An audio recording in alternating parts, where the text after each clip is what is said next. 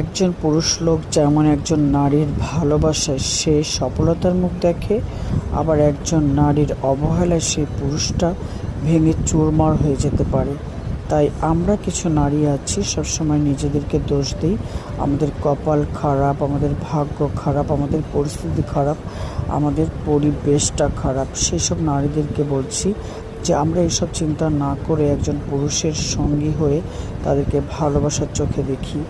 যারা কঠোর পরিশ্রম করে 24 ঘন্টা, তাদের সাথে খারাপ ব্যবহার না করে ভালোবেসে যত্ন করে আগলে রাখি। কারণ সেই পুরুষটা আপনার জন্য, আপনার ফ্যামিলির জন্য, আপনার সন্তানের জন্য কঠোর পরিশ্রম করে।